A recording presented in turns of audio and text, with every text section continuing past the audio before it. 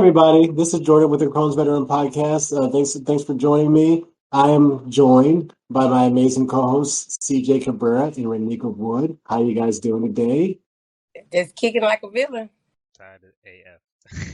Well, that's what we're talking about today. And so today's conversation, there's no guest today, and so today's conversation is about fatigue and IBD. And CJ is going through this right now, pretty heavy, and I'm no stranger to it too. And so I'm sure Renika also. And so the idea today is just to allow us to talk about our own journeys with fatigue, and some of the things that help us get through, and kind of go from there. So I'll stop talking, and I'll let CJ tell his story. All right, so usually, when I first started my journey, I would have like just normal fatigue, and for me, that would be like just slightly tired, but I could still push through the day. But recently, after my disease has gotten worse and my medication has stopped working, I've kind of been experiencing extreme fatigue, and that's like really, really draining, where I have like no sense of energy whatsoever. I feel like I'm being pulled down. There's like a force just like pulling me down, and pretty debilitating. I'm not gonna lie, because you're just tired. You're just there. You have no energy to do anything. You don't want to do anything. Um, some of the ways that I tried to combat it was, taking B12. Before this Mm. extreme fatigue, I was telling Renika, I was like, yeah, I have like fatigue. It's like kicking my butt. But then, she told me about vitamin B12, and then I went to the store and I would take it, and I was just like, you know what? I feel kind of better now. I could actually, function like a normal human being. But, this time around, this like extreme fatigue, it's no helping it. Like, the only thing that slightly helps is just like resting in bed and sleeping, just like not moving, pretty much. Mm. Yeah. Yeah. CJ, when I said, I'm not going to say I'm sorry you're going through this. I'm going to say, I wish you wasn't going through this, because we know how it feels to have fatigue. I remember when my fatigue was so significant where I couldn't even keep my eyes open. A little small gesture, open your eyes. How easy is that? But you so tired, your eyes being open is like your whole body going through a massive workout. That's how I felt with fatigue. And I had to really think about what was causing the fatigue and how do I try to find things to help me go around the fatigue. So you mentioned the resting. So for me, I did take B12. And I was taking them so consistently. I was like, you know what? This does feel good. And I started taking them. It worked good for me. And I didn't really realize the fatigue had stopped. I just started accepting the fact that I felt tired every now and again, but it wasn't to the extreme of me having like to rest. Now, when I was going through my flares, that's different, different kind of story. So do you think you're going through a flare right now? Yeah, I feel like as soon as I get the new medication and the inflammation under control, I feel like I'll definitely get better. Maybe an iron infusion or two could help as well. Mm. I definitely have to go in and get labs done, and I'm gonna do that tomorrow. So, hopefully the results come back saying like my iron's low, and then they'll schedule me for an iron infusion so I can go and Mm-hmm. hopefully help me feel Yeah. better. But I hope it's something simple, like simple like that. It helps a Yeah, lot. yeah. yeah. It's just amazing how the fatigue can knock you down like it is nothing. And, It's tough because being a active person like myself is just like something I have to adjust to physically and mentally. mm, So like Mm-hmm. allowing myself to actually like take a break and not do things is just like I'm usually so hard on myself. Now I have to be like, nah, bro, you're good. Just relax. Take a nap, go to sleep. It's all good. Right, mm. right. That's something I definitely struggle with myself, is allowing myself to take a break and take a nap and not do anything. And so I'm actually like in the mindset a lot of the time, like I won't even sit down, a lot of the time, just because I know that if I sit down for more than 5 minutes, I'm gonna fall asleep. And I'm like, man, I got so much stuff to do, and but that's not just, but it's no, that's not a, so it's so my challenge is kind of an ongoing finding the balance, and it, because I won't be able to do the things that I need to do in life if I'm not taking proper care of myself, type thing.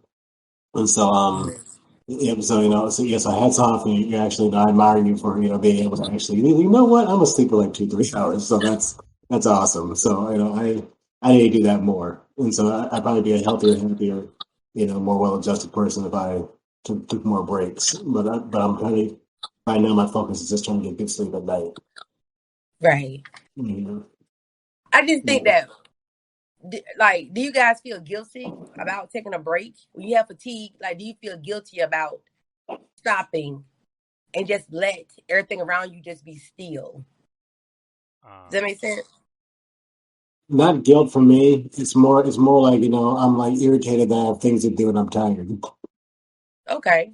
yeah, So. I wouldn't say guilt as Mhm. well. I'm kind of on Jordan's side with that too. Mhm. Um, Mhm. Right. usually, like, I would just try and power through it before, but like when it's like this debilitating, it's just like you just have to do it. There's no Mhm. pushing through it. Uh, Right. Right. like after the first surgery, I didn't really have any fatigue problems. It wasn't until the ilium being gone and stuff, and the kind of the chronic problems that I had, that was kind of constantly fighting. Even the last job I had, I was falling asleep at work and stuff, and I was taking no dose and stuff just to try to get through the day. It was ridiculous, and so sometimes I'm like, well, life sucks, and it doesn't matter how tired I am. I still have to do what I have to do, and my dream is to be in a situation where I don't make those kind of choices. Right. I agree with that Mm, 100%. mm, That's why I asked about the guilt.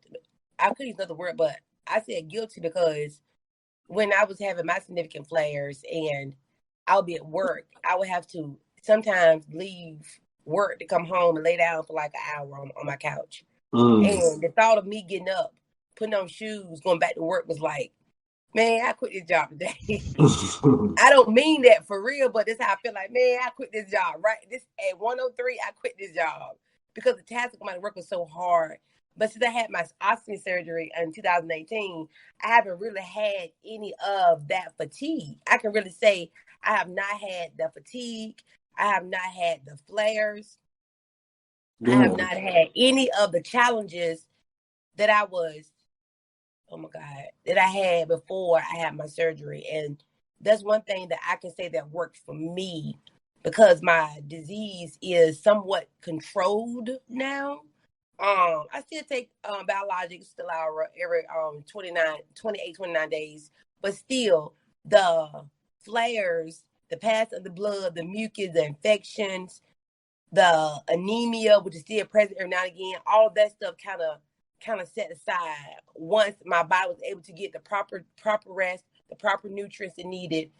I could even eat more foods. I could tolerate more fruits and vegetables than I can that back then. Because back then I could only eat high carb foods, rice and like breads and pastas, because I couldn't eat anything that requires any type of green vegetable or anything that have any type Mm. of of fiber in it, because I went to the Hmm. bathroom immediately. So Yep. that's another thing.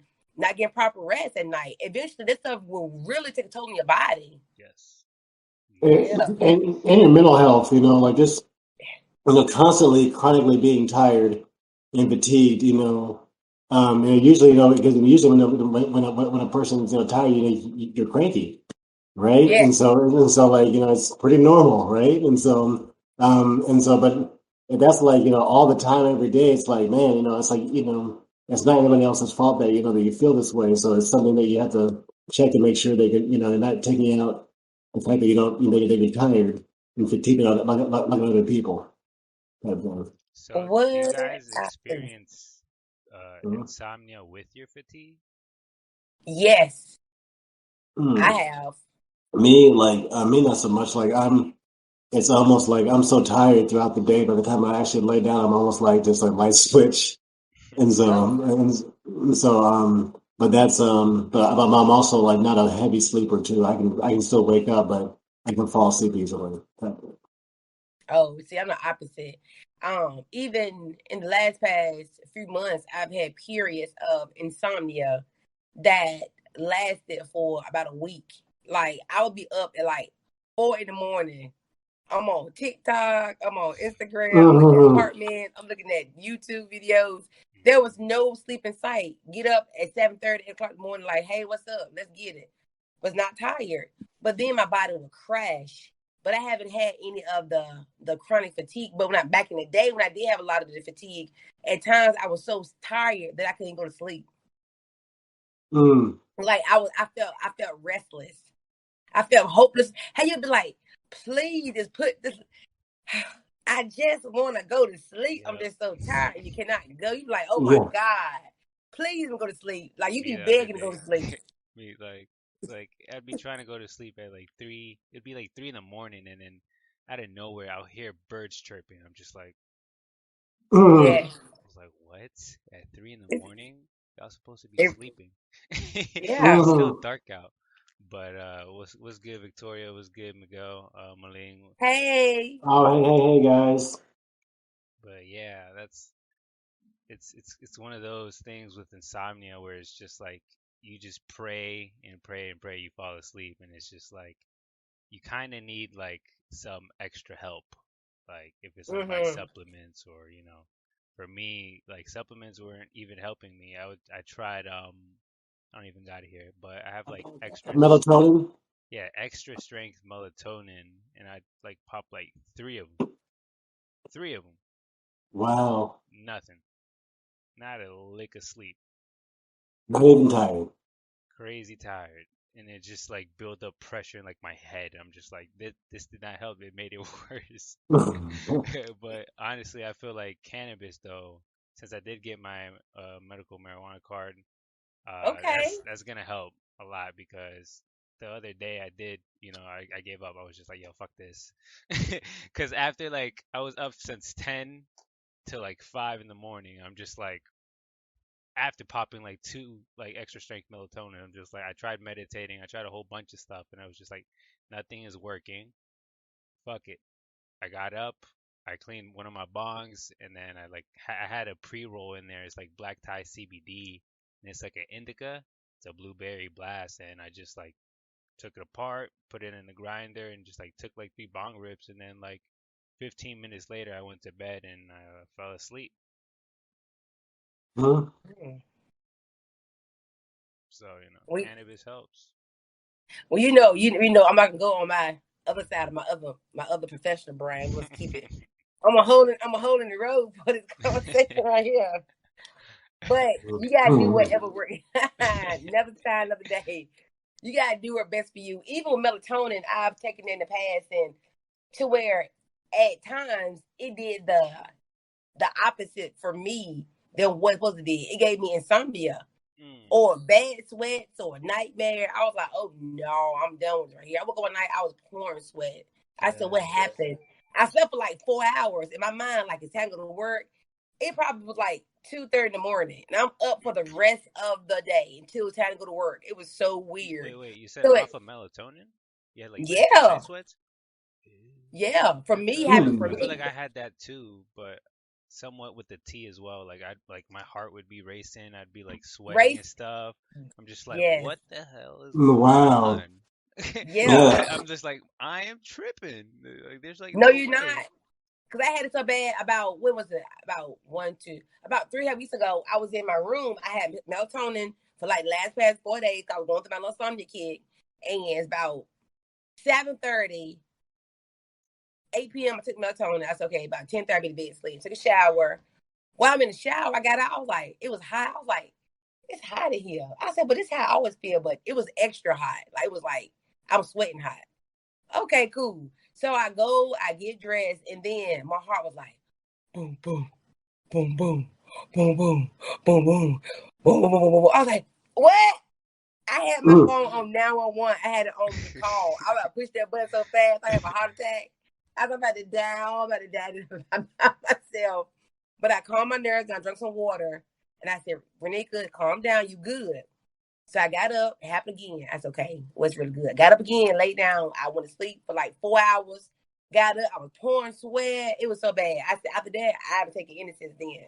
So no shade in the body who take melatonin, but just for me, I just can't take it because it gives me the opposite reaction it was supposed to give me. Yeah, I can't take it Wow. either. I guess I'm the only person that actually works for her. Steven Braverman says hi. Was good, Steven? Hey, Hey, what's good? Steven. What's good, Steven? Victoria said one of the nurses I had. Oh wait, she'll see you warned me about melatonin side effects. I declined taking it, and then that's what she said. A nurse at So, OHSU just here the other day warned me about the melatonin, and I declined taking it. Victoria. So thank you for talking to us, listening, Victoria and Steven. What are some of the side effects? I'm just interested in knowing, like, what are some of the side effects that the nurse told you about from a medical standpoint to get a better understanding? I'm just curious to know, like, what are some of the side effects she mentioned to you or he mentioned to you that got you kind of deterred from taking that medication? That's for anybody out there listening. Like, if you ever had any history of melatonin, once again, we are not doctors. We're only talking about our own personal experiences, about how we feel. But we want to know, like, what are your experiences with taking these natural remedies like melatonin and whatnot? And how have they helped you or caused you type of long-term challenge? Because it's not good for me. I can't take Benadryl, but I ain't taking melatonin. Benadryl had me like around like a. I'd be hype off Benadryl. I'd be hype. For real? Like I'd have had me a good old I don't know, but I leave it to the thoughts. But yeah, it's not good for me either. I'm not a pill popper, put it like that. I'm not big on medication, so. I'm pretty tolerant to all that stuff. Like, I can take all kind of medications and stuff, and people will have all these weird side effects that happen to them or whatever. Like I'm I straight feel like every time. I feel like it depends Mm. on like how your body is at Yeah, the everybody time. built. Yeah, Yeah. it's not a good thing. Like when I was sick, I remember they're just like the pain medications, like Vicodins and stuff like that, wouldn't even touch what I was going through. And so like it was like it was ridiculous. It was ridiculous. And also, staying on the fatigue topic, when CJ was talking, I was like, did I almost fall asleep? So I'm tired too, man. We all just go through it. It's funny. Victoria says she was out of it too on the drugs to remember. Mm, So she just knows that she declined it. mm. Okay. And it's funny because when I was in the hospital, not this time, but in 2019, my nurse kept pumping me with 10 milligrams of melatonin. I'm like, what is the lady give me? You know how I think she want to keep me asleep so she could not come to my room because I want some more of them the 100-gram cookies. And I got on her nerves. I want that like every 2 hours. I just got on her nerves. I don't give a 4 in the morning, 3. I want some 100-gram cookies. I'm hungry, girl. These I want doctors them out here now. trying to do their I want them job. look, not right now. I want to rent now. Exactly. But then I said, okay, I'm gonna Mm. go home. I'm gonna do some more melatonin. It was not the same melatonin I had. I was like, no, this can't be. I tried to get, of course, different brands, but it wasn't for me. But think about the word tolerable and tolerance, Jordan. People metabolizes things in their bodies differently than everybody else's do. Definitely, So definitely.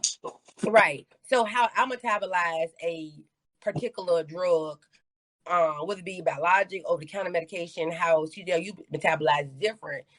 There are so many factors that go into the metabolization of drugs or over the counter prescription medication. That's why they said take it only as prescribed and as the doctor prescribed it for you. Hmm. So I look at that, but this fatigue thing is really to the point to where I know for me initially when I had my Crohn's at first, my blood was down to I want to say a 6.5.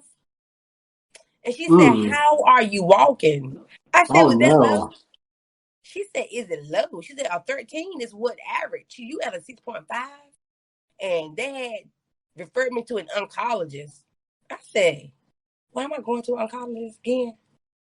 Because your blood is so low, you get infusions. I said, what kind of infusions? So they put me on iron pills.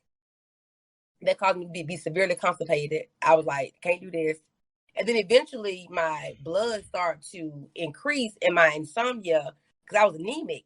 So the anemia kind of went away, but it still stayed dormant. So I still average about like a 10.5 to 11. So I'm always cold, or I think the tiredness come from the anemia. So, and CJ, I asked about your personal things because if you are, in a flare and having chronic diarrhea, that can also cause you become anemic and cause you become severely fatigued as well. That's why I mentioned that beforehand about where you going through experience like a flare right now. Yeah, I probably am having that part of the side effect for the insomnia and the fatigue. But labs tomorrow. Hopefully they come back with some answers, and I could probably get some relief. I'm glad you get labs done. Everybody out there listening, I'm not a doctor, but I recommend everybody get labs at least 3 to 6 months, especially if you're on biologics. My doctor at times forget to get my labs. I have to call them and say, well, I haven't had labs in the past 6 months. And I go to LabCorp and I get my labs, because sometimes our bodies do reject our medications. We're taking them for no reason because you're not really absorbing them. Make sure you fight for them too, because like I was in the ER. I went to the ER to get a throat culture done, and I was supposed to get labs done. But then, one of the doctor comes in and he's like, "Well, your labs from November look good." I'm like, "Bitch, motherfucker, we're in we're in April. What the fuck you talking about?" You know how many But change in 5 months, sir? yeah, but I was just so tired, and it was like 8 or 9, and I've been there since like 7, and I'm just like, I don't care at this point. I just want my results. I'm just trying to leave. Right. That's the kind of thing. Like, these doctors don't care. You have to actually like fight these doctors to get the test that you want to get done. They always say doctors work for you. I might get a t-shirt made said nobody can tell you how you feel, because I don't care what doctor tell you. Doctor, I need some lab work done. I'm paying for it, not you. You're not even drawing the blood, sir. You need to sign up for the study and get my lab work done. Exactly. You're not drawing the blood, sir. I'm like, sir, get my blood work. But my doctor is awesome about giving me blood work and stuff, so I'm good about that. But some doctors do not even think about your overall care. Not because they don't think about it, it's the fact they have some of the clients, I think, and stuff fall through the cracks. So shoot, if you don't call me about it, guess what? I ain't call you about it. That's how I look at it. But the fatigue thing is very something serious, because it can really dampen your whole emotional dwelling, and it can be very, very, very uncomfortable. So, so what are the things, that you guys do to try to, if anything, to try to prevent or combat, issues with fatigue? Well, for me, you were saying that you're kind of fatigue free, so we're all envious and jealous of you now. So. No, I ain't gonna say fatigue free. Mm-hmm. I'm gonna say it's so minimum to where when I had it, absolutely fine. You said what? That's messing with you. No, I still get fatigue now, but it's just so minimum to where it used to be. It's kind of like, well, I can deal with this versus what I had. But for me, with my fatigue, I don't even know when it's gonna come on, so I don't know how to prevent it. But when it do happens, I've learned it's okay to be okay with not being okay at this moment. That's something that I had when I said felt guilty. I felt guilty about not being okay. I feel I had to still, hey y'all, good morning, put a face on, because I felt like I was not, how I put this word, present. I wasn't presenting myself as I normally did. But I learned it's okay to be okay with not being okay. And I've mastered that. So if I'm tired, y'all have a good day. I'm good. I'm in the bed, watch TV, doing nothing. Yep. I ain't washing no dishes. I ain't keeping washing some clothes up. I'm in the house chilling. So I admire you both for being able to, that's something that I need to do more of, like force myself to just kind of lay down type thing, because I do. I'm not saying I don't, but it's usually like, it'll be like at 10 or 11 o'clock at night where I'm like, okay, now I can have a few minutes, and I got to do better than that minimum. And so it's a process. You got to, because your body will listen. Oh, it happens, yeah. Because like I said, I'll like, okay, let me just watch a show, and then my head will just cock back and fall asleep. Yeah. Think about a car. You put a full tank of gas in your car, right? You keep driving it. You just driving it. You ain't stopping no stop sign. You just driving. You just on go, flow mode. You just keep going. When the gas run out, that gas gonna stop. Not because you want to stop, because that gas want to stop. Your body's the same way. Your body's like a car.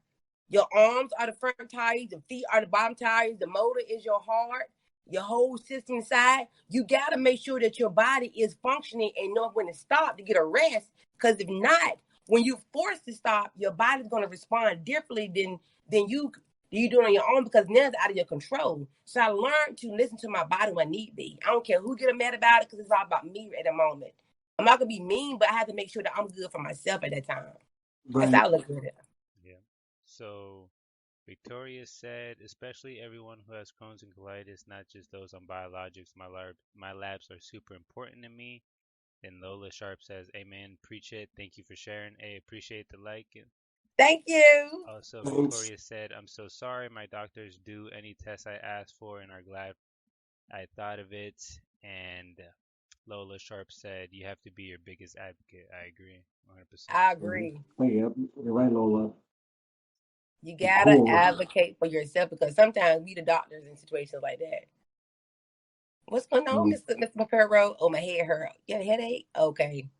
You like, well, Dad, I gave myself a diagnosis. And it's funny because sometimes we give ourselves, like, I knew when I had a flare. I knew when I had anemia. I knew when I had a fistula, or when I had a fissure. Like, you know these things. You go in there with information already given your doctor. But the same token, when they don't hear you or listen to you, it's like, what's going on? So I don't stop until I get what I need to get done, because at the end of the day, it's my body. So I look at it. I find a doctor one. Yeah. I'm starting to, I've always been a fighter, especially with my doctors, but I'm starting more to, put the pressure on them and just like, it's go time. Like, I'm not about to just sit around and let y'all, pass me around like a blunt. I'm not a fucking, I'm not a joint. All right? I'm not a joint. I'm not a joint. Okay, I need these things done, and I need them done as soon as possible. So stop playing with me. Right. I'm not the 1, 2, or 3. That's right. I love it. And when you tell your doctor that you are an advocate for persons in the IBD community, you have a podcast that you co-host on, or you the owner or host on, when you are part of different coalitions, you're part of different support groups, they be like, what? Oh, yes, you can't tell me any everything, because I know about what's going on, what ain't going on. Trust me, I probably know a lot about my diagnosis than you can know, because I've been through it.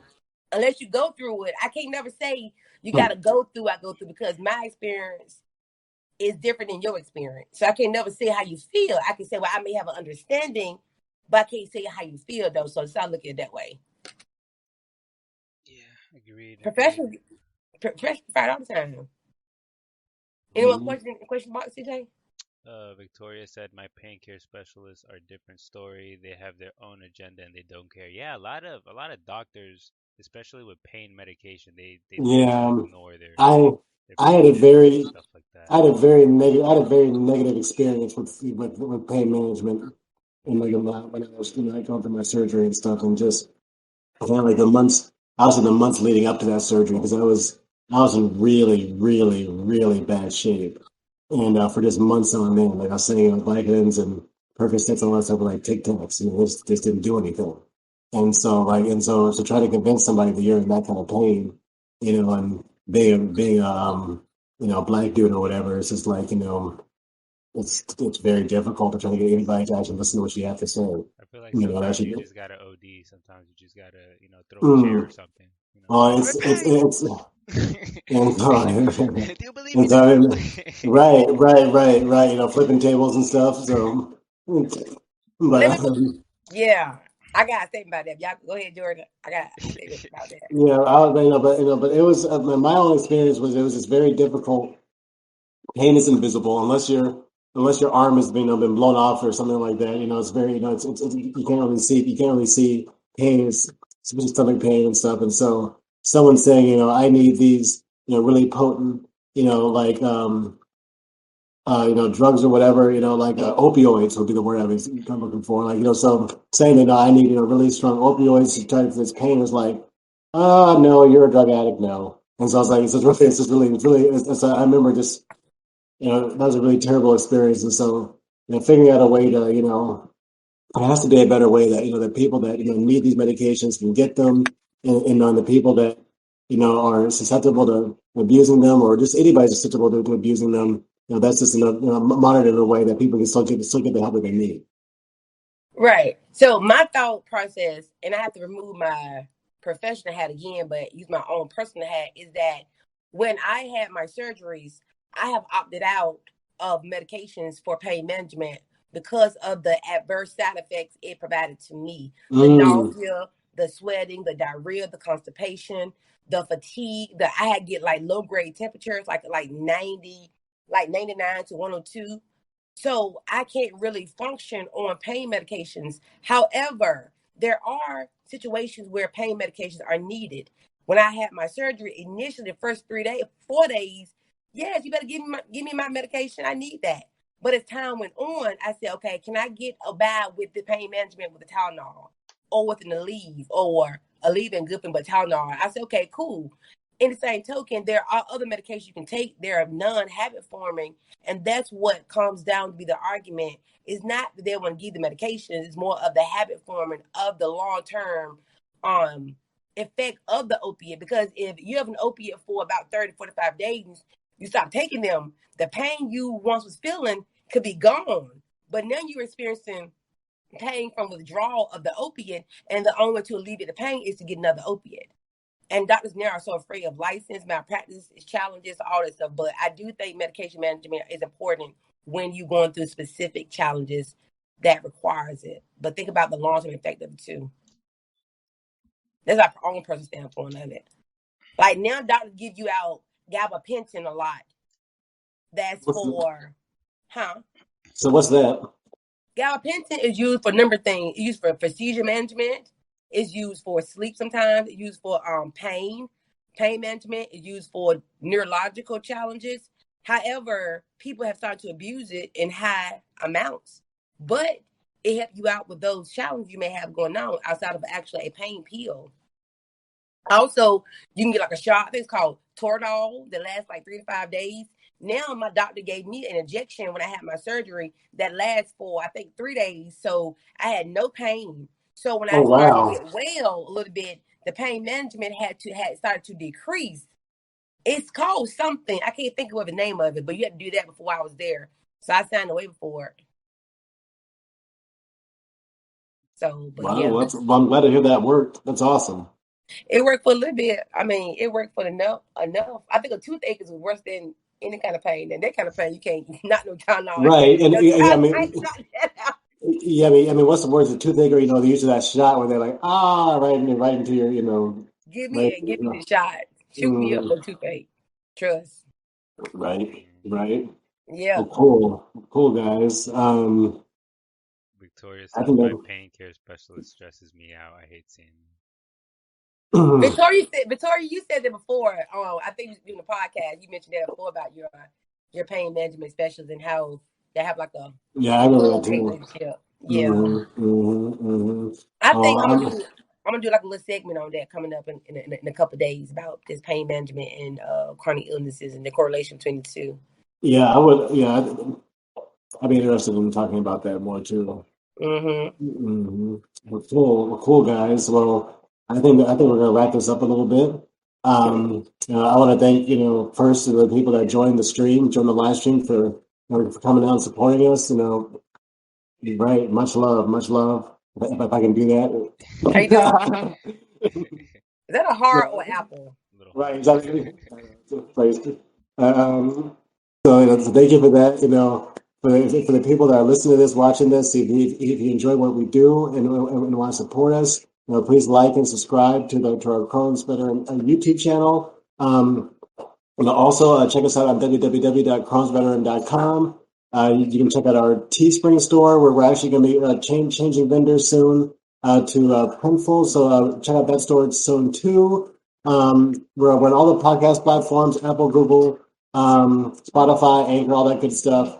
And so, yeah, so also one last thing that I always forget, and I'm gonna try to start doing now, is if you're interested in being a guest, if you're interested in any kind of business opportunities for Crohn's veteran, or you just want to support us, ask a question, there's something on your mind, that they feel that we can help out, reach me personally at jordan@crohnsveteran.com, and you also can email CJ at CJ Cabrera at colitisveteran.com. and Renika at Crohn's and I'm I'm learning it. It's so new. You guys, this is new to me. I'm so excited. Renika Wood at crownsveteran.com. Awesome. That's so funny. That's so funny. That's awesome. So again, email us, hit us up on Instagram, on our website, all that stuff. We'd love to talk to you, do business with you, engage with you, be of service to you. Again, thanks for supporting us, and have a great day. Thank